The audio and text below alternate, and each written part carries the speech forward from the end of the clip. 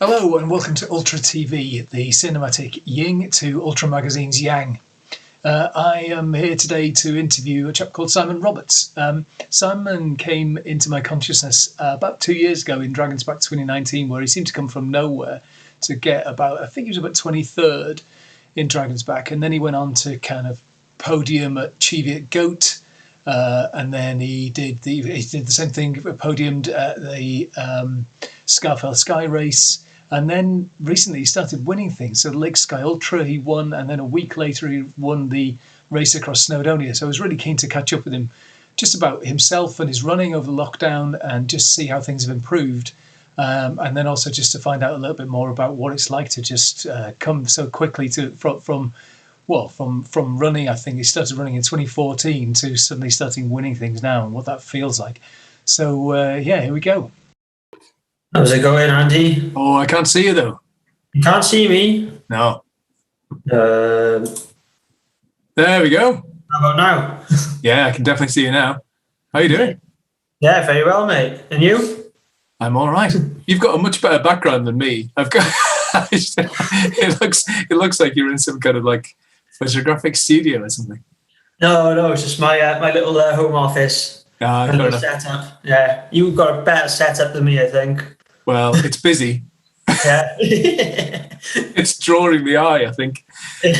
So I'm not, as I said to you on the thing, I'm not an interviewer, Yeah. and I know you're not an interviewee either, which is going to be No. interesting. So I figured the best thing to do is to just have a nice chat Yeah. Happy with that. and see how that goes. So you're Cardiff based, right? I'm Pontypridd, yeah, so just outside of Cardiff, not far. Right. Proper Rhondda. It's nearly there, yeah. We're at the start of the Rhondda Valleys, so we've got some lumps and bumps where I live. So yeah, it's quite handy where I live for training. Really, I don't have to go that far to find hills. Right. So yeah, it's a good place to live, actually. Yeah. And where's I get lockdown out of the way? How's lockdown been treating you? You've been able to work from home? Yeah, I've been working from home throughout, and probably be working from home looking into the future as well. I think they've said Right. Things are still being built whilst everyone's been working at home, so they're happy with that to go forward, I think. I might just go to the office and go to site whenever needed. So yeah, it's a good thing really. Less travelling, less commuting, more training. I guess that means though. So has lockdown meant that you're working from home? Has it basically meant that you've been able to get out on the hills more? Is that a direct? Yeah, well, during the start of lockdown, I couldn't really get to the hills because we couldn't travel far.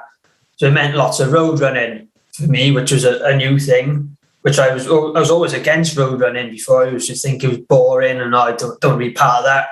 But quickly learned that it makes you faster, it makes you run better. So it's a necessary evil really. But I've actually learned. I enjoy it now. And I think that has led to me getting a lot better lately. Yeah, I'm just way faster than I used to be, and I'm running easier. And I put it down to the speed we're running on the roads, the pavements, and in the lanes. So yeah, it's been a good thing actually coming out from lockdown. Mm. Yeah, now I'm commuting less. I do have times now to get. I live about 35 minutes away from the beacons, so I can just drive up there whenever really now. So a lot more time on the hills. It's funny, isn't it? There's a lot of people who've done some amazing things in running around lockdown simply because of they've been furloughed, or they've just had more family time because of more time to themselves because of commuting, lack of commuting. And you're so one of the interesting things I think about this interview is that I don't know a lot about you, and there's not a lot about you online. I mean, I know from meeting you before, and I know from talking to Kerry and the people from your running club, and you're a bit of a kind of legend, I think, in your running club, from what I can gather. And I know you also from Dragons back in 2019, where I failed again, and you came, I think, 23rd. 23rd, yeah. Yeah. And then since then, it looks like, from what I can gather from you, I think 3rd at the Cheviot Goat, 3rd at the Sky Race. And so has a win been on the cards? Does it feel? Yeah, is that the way it feels? I knew during lockdown from my training progress, I knew this year I was going to have a win somewhere, and I knew it was coming. So the first proper race was Scarfell. So I was third of that. I was quite happy with that result. But what I got from that was I just didn't race hard enough. I wasn't aggressive. I kind of let the guys in front have it, which was Spencer Shaw and Josh Wade. They're both really good, and they're turning heads at the minute as well. I think Spencer's from Manchester. He just came second in Lakeland 50 yesterday. And you got Josh Wade, and he's a bit of a Lake District legend. So yeah, it was good racing those boys. They race hard, and that's what I learned from that race was if you want to win, you've got to race hard. It's gonna hurt. So that's where I went into the Lakes Sky Ultra. Then I went in with that mindset. Right, all right, I'm gonna absolutely be aggressive from the start on this one, and yeah, that's what I figured out. That's what works. So that was my first big win, which I was really happy with. I mean, honestly, congratulations. It's how does it? What do you mean by just be aggressive? What does that? How does that feel?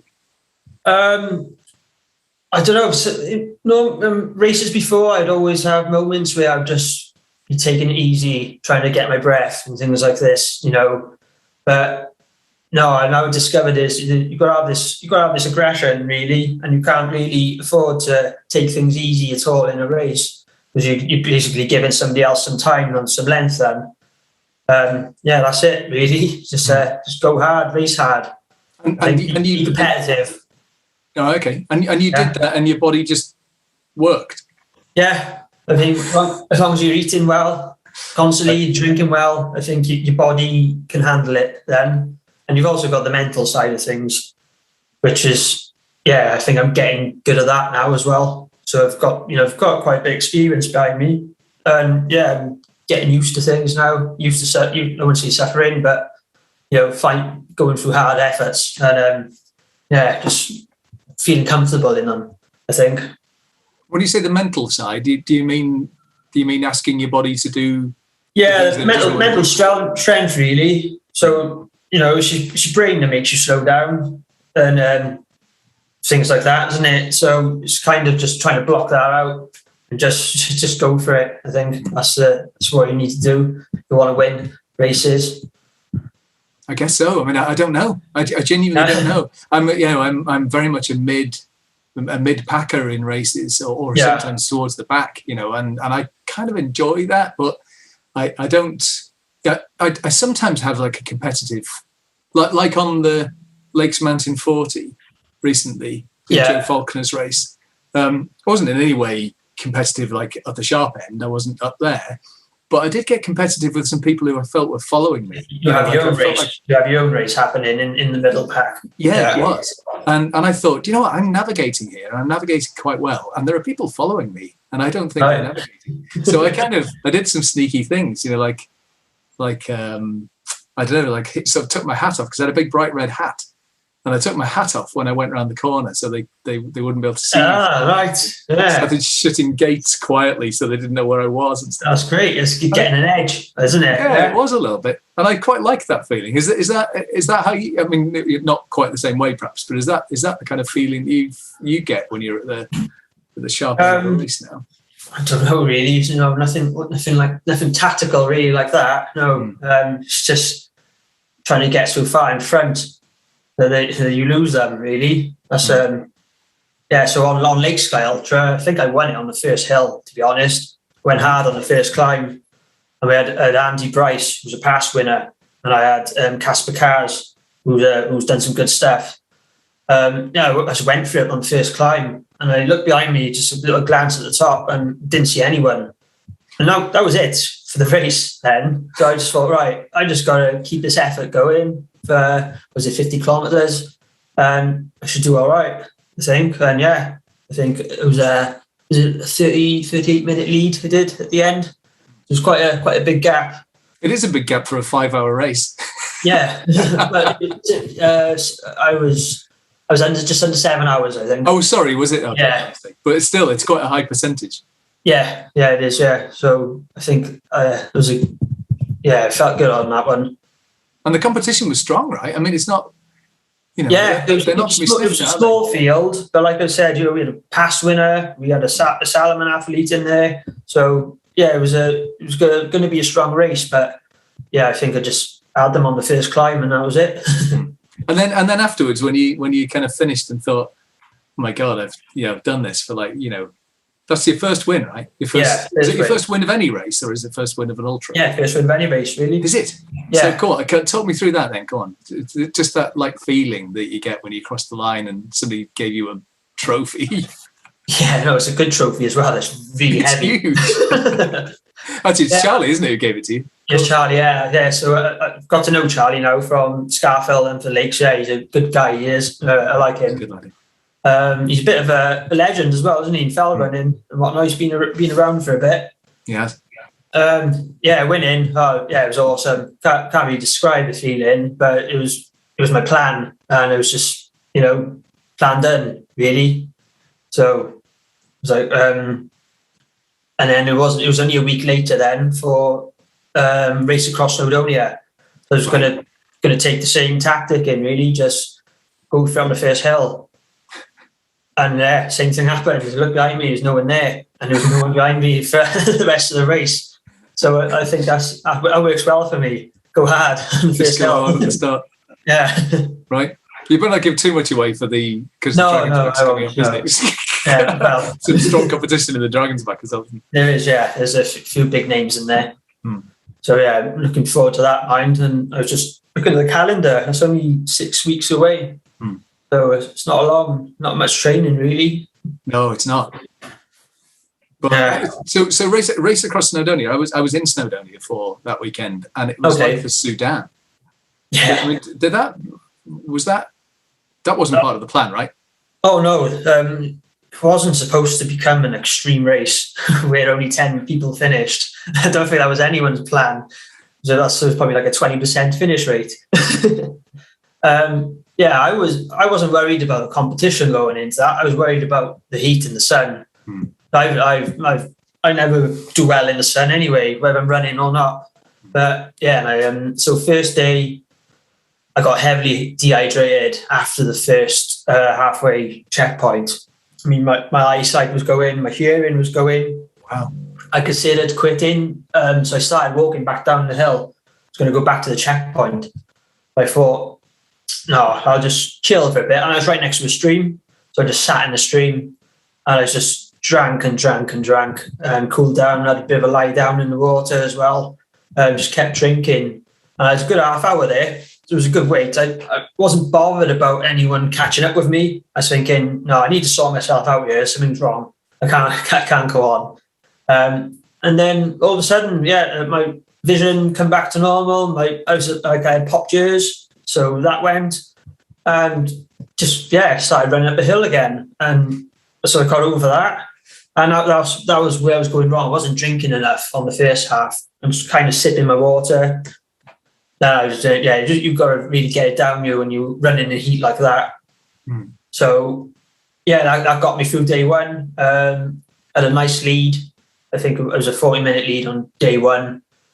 Going into day two then, drinking loads throughout the whole. I was filling up my 3 bottles instead of just having 2 bottles. And, smashed that day as well then. I can't remember what the lead was, but it was more than an hour on that day.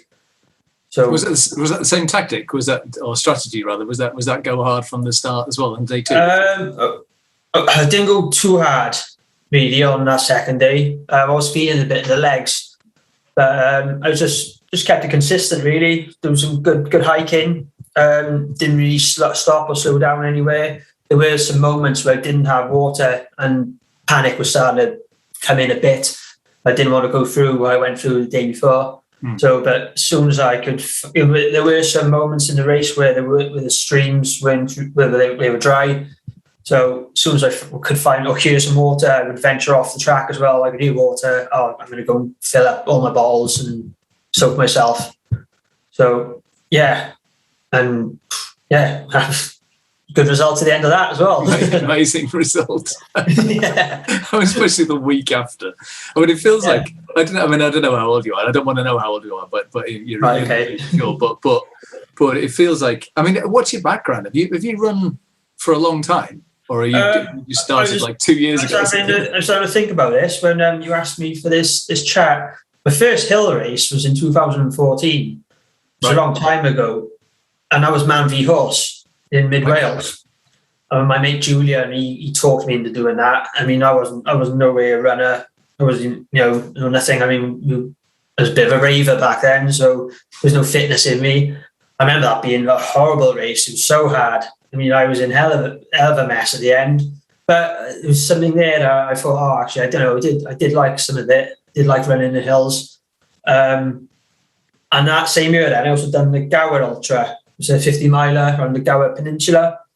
It's not really tasking, I don't think. Well, at the time for me it was, but yeah, I loved that.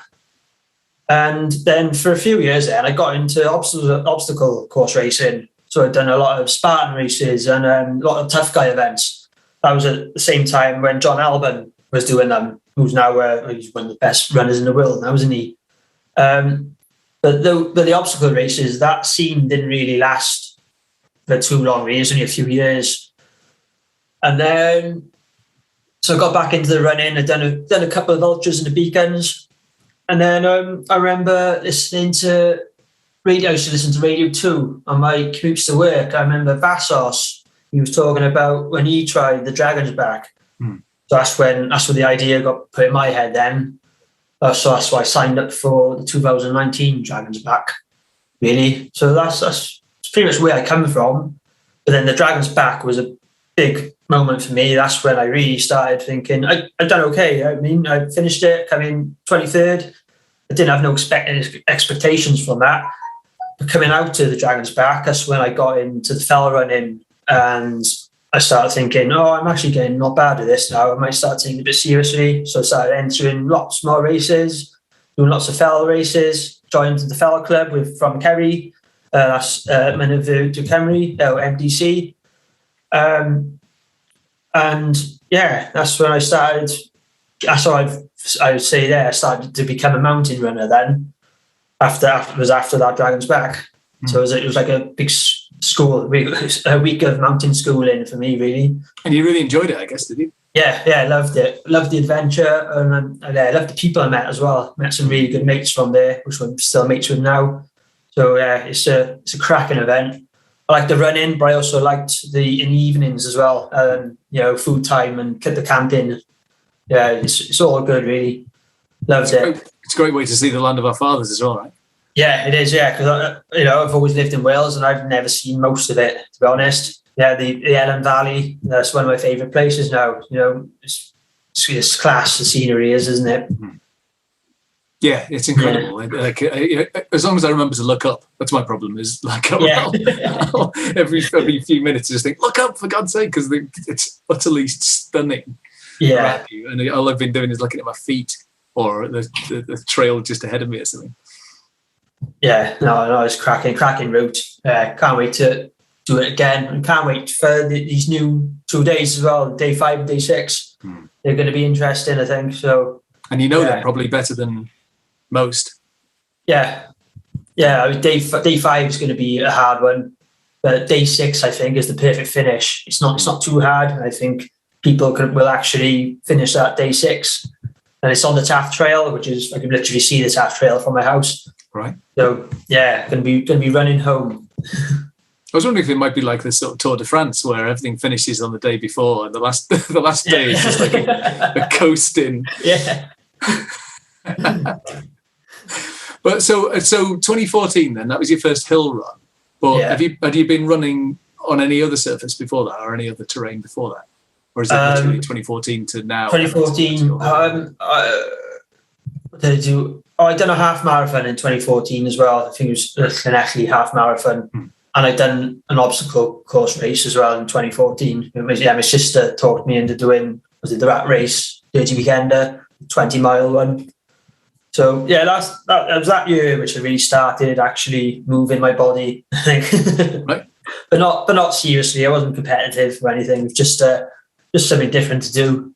And I quite enjoyed it. Quite enjoyed exercising, getting a bit fitter.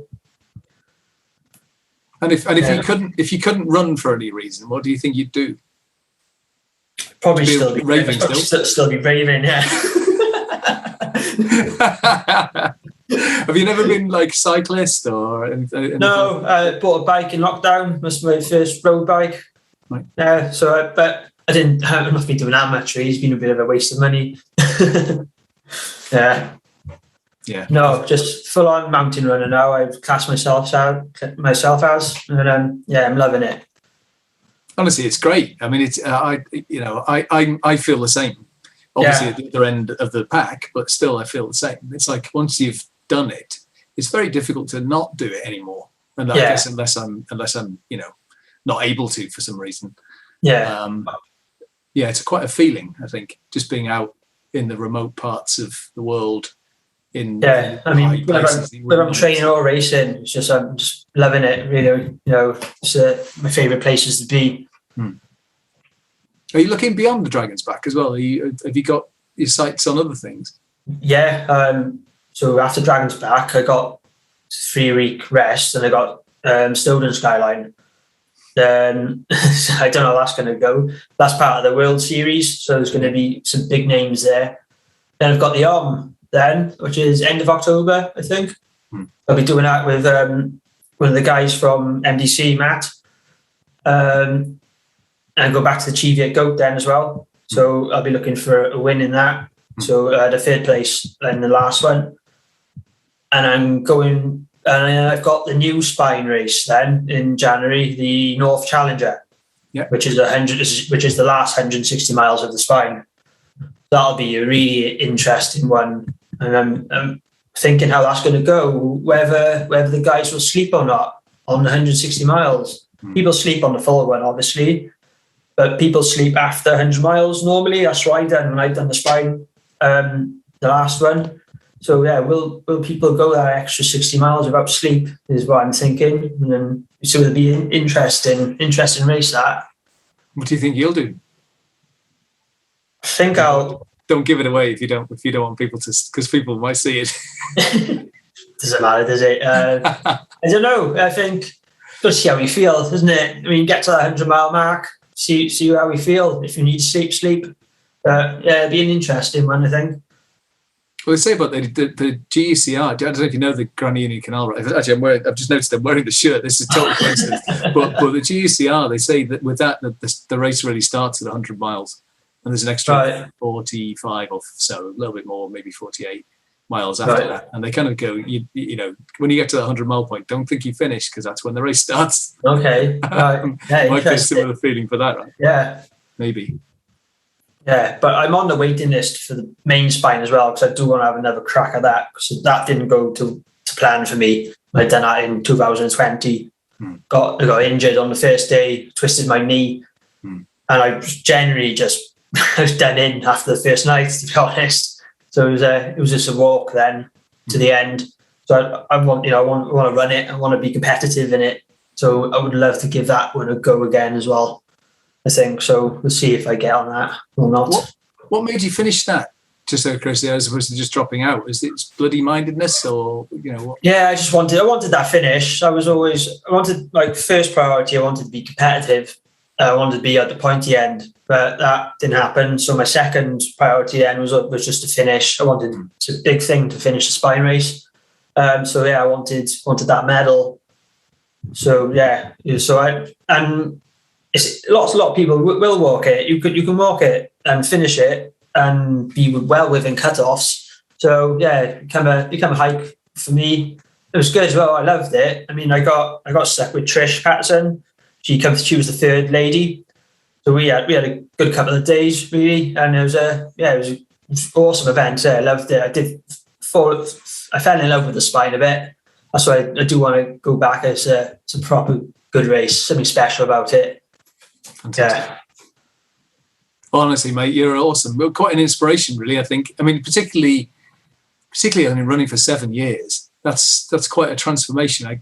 I guess. Yeah. I mean, maybe not everybody could do that, but it's it's quite inspiring, I think, for other people to kind of go, yeah, maybe. I mean, I suppose Damo Hall might be a similar story because he didn't really start running competitively. No, he was late. He was later than I was, I think, wasn't he? I think he started, but he's 35 or something. I think something like that. So yeah, and he's obviously doing some cracking stuff.